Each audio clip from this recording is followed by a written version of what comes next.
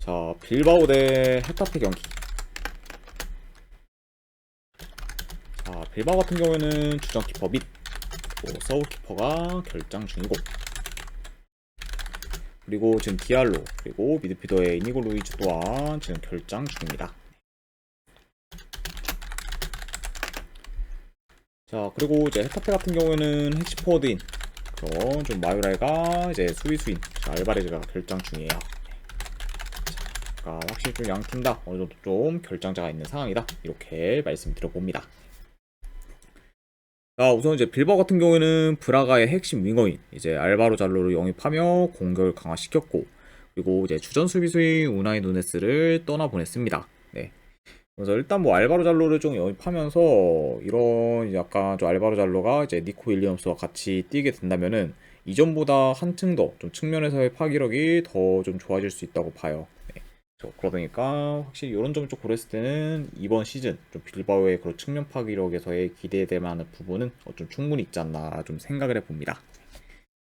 자, 그리고 이제 헤타페 같은 경우에는 이제 알렉스 솔라 그리고 페데리코 등 이제 뭐 측면 자원들을 영입했지만 이제 핵심 공격수였던 에너스 미날이 팀을 떠나면서 공격에서의 타격이 지금 큰 상황입니다. 네. 그리고 지금 뭐 미날과 더불어 이제 또 다른 주요 공격수인 마요랄마저 지금 부상 이슈가 좀 있기 때문에 확실히 좀 핵심 주포의 그런 좀 결장은 헤타페 입장에서는 굉장히 뼈아플 수 있다, 이렇게도 말씀을 드려봅니다. 자, 아무튼 이렇게 좀 양 팀의 좀 이제 이적권에 대해서 간략하게나마 좀 말씀을 드려봤네요. 자, 일단 뭐 전반적으로 빌바오가 홈에서 좀 주도권을 가지며 이제 경기를 좀 유리하게 풀어갈 것으로 보고, 그리고 지난 시즌에도 빌바오 같은 경우에는 공격 패턴이 다양하면서 능했기 때문에 이번 좀 개막전에서도 어느 정도 좋은 공격력을 좀 보여주지 않을까 싶습니다. 자, 특히 지금 좀 측면에서의 그런 좀 파기력을 이제 이번 경기에서도 또 기대해 볼 만한 좀 빌바오라고 볼 수가 있고, 자, 그리고 이제 현재 빌바오의 그런 주전 키퍼 및 이제 서브 키퍼가 부상으로 인해 결장 중이기 때문에 빌바오의 약간 후방이 불안정할 수 있고, 그러면은 이제 헤타페 역시 어느 정도 좀 득점 기회를 만들어 위협적인 모습을 좀 보일 수 있다고 봅니다. 네. 물론 뭐 이제 헤타페도 지금 뭐 주포가 다 이제 뭐 이적을 하거나 이제 부상을 좀 당하면서 굉장히 좀 공격력이 많이 좀 약해질 수 있긴 한데, 그것도 좀 빌바오의 그런 좀 키퍼가 지금 거의 뭐 서드 키퍼가 좀 나설 수밖에 없죠. 네. 그런 상황에서는 뭐 충분히 좀 헤타페도 어느 정도 좀 괜찮은 기회를 만들지 않을까 좀 생각을 해봅니다. 그렇죠. 자, 다만 뭐 그렇다고 해도 지금 현재 빌바오의 전력이 지금 헤타페보다 지금 더 막강하고, 그리고 경기력에서의 기대치도 더 높기 때문에 그래도 이번 경기는 이제 빌바오가 좀 좋은 결과를 만들지 않을까 좀 생각을 합니다. 네, 아무래도 확실히 좀 전력 차이가 좀 크다는 거를 좀 부정할 수는 없기 때문에 이런 약간 좀 전력 차를 더 고려해 저는 이 경기는 승패를 본다고 하면은 빌바오 사이드로 접근하도록 하겠습니다. 빌바오 승부는 경기. 자, 그리고 이제 언어바 같은 경우 좀 애매하긴 한데 이렇게 좀 애매할 때는 네, 그래도 배당 높은 오바로 가져가도록 할게요. 네, 2.5, 5바까지도 같이 보도록 하겠습니다. 자, 그래서 이렇게 이제 빌바오와 헤타페 경기가 마무리가 되었고, 그 다음에 이제 베티스 대 지로나.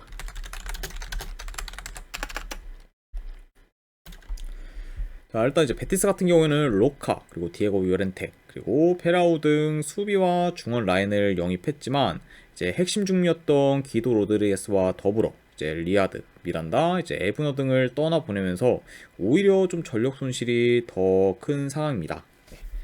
그리고 이제 베티스는 이제 지금 결장자로 이스코, 지금 박한부 등이 좀 있기 때문에 좀 전력 요소도 있는 그런 좀 베티스라고 볼 수 있고, 자, 그리고 이제 지로나 같은 경우에는 지난 시즌 이제 득점왕을 기록한 도비크가 로마로 떠나면서 전력 손실이 좀 상당히 커졌어요. 예. 그리고 이제 알레스 이제 가르시아마저 떠나며 중원에서의 좀 손실도 있는 상황입니다.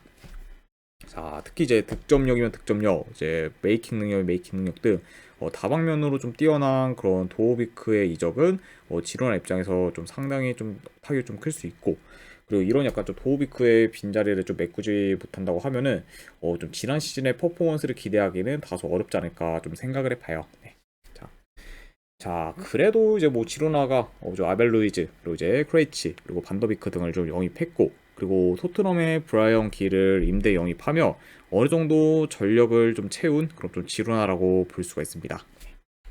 그리고 이제 뭐 지루나 같은 경우는 지금 결장자로 이제 시앙코 그리고 차이라 그리고 좀 발레오 등 좀 공격에서의 좀 전력 누수가 좀 있는 상황입니다.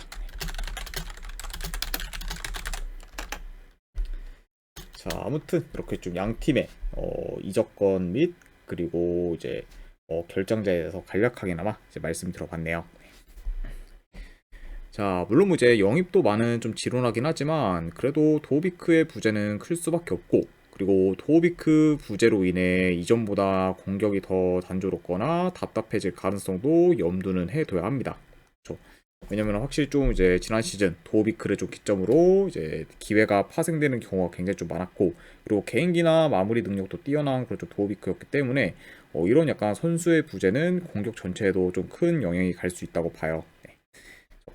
자, 그러니까 확실히 좀 이제 지루나가 물론 뭐 이제 시기상조긴 하지만 이전처럼 이렇게 좀 폭발적인 득점력을 좀 보이는 경기가 좀 잘 없을 수도 있다, 이렇게 좀 말씀을 드려보고, 자, 다만 근데 뭐 지금 지로나만큼이나 베티스도 전력 손실이 크고, 그리고 전체적인 뭐 전력 및 밸런스는 오히려 지금 지로나가 더 낫다고도 볼 수 있기 때문에 현 상황에서 뭐 지금 베티스가 홈이라는 점을 좀 제외하고는 지로나에 비해 그렇게까지 우세할 만한 부분은 좀 없다고 봅니다.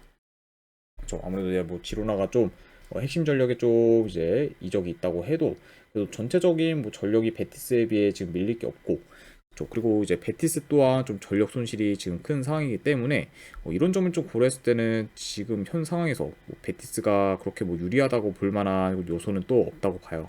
그렇죠. 자, 아무튼 이렇게 좀 볼 수가 있고, 자, 그리고 이제 리그 첫 경기이기도 하고, 그리고 양 팀 다 어느 정도 좀 전력 변화가 컸기 때문에 확실히 좀 쉬운 경기는 아니라고 보지만, 그래도 승패를 본다고 하면은 베티스보다는 지로나 사이드를 보는 게 좀 더 낫지 않나 좀 생각을 해봅니다. 좀 확실히 뭐 이런 점을 다 고려해도 지금 약간 베티스 정배 사이드는 그렇게까지 메리트가 있진 않아 보이기 때문에 저는 이 경기는 네, 그래도 승패를 본다고 하면은 지로나 사이드를 보도록 할게요. 지로나 펜스. 네. 그리고 어느 반은 이걸 본다고 하면 언더사이드 보도록 하겠습니다. 네, 확실히 두 팀 다 이제 공격이 좀 침체될 가능성도 좀 충분히 있기 때문에 이런 점을 좀 고려할 때는 충분히 좀 저득점 양상으로도 흘러갈 만한 요소가 있기 때문에 이거는 언더까지도 같이 보도록 할게요. 자, 아무튼 이제 이렇게까지 해서 오늘 라리가 경기는 전부 다 마무리가 되었습니다. 자, 어느 정도 분석이 좀 괜찮다 이제 생각되시는 분들은 추천이나 이제 들려책 한 번씩 눌러주시면 감사드리겠습니다. 자, 아무튼 이제 오늘도 끝까지 분석 방송 봐주신 분들 대단히 감사드립니다. 네, 감사합니다.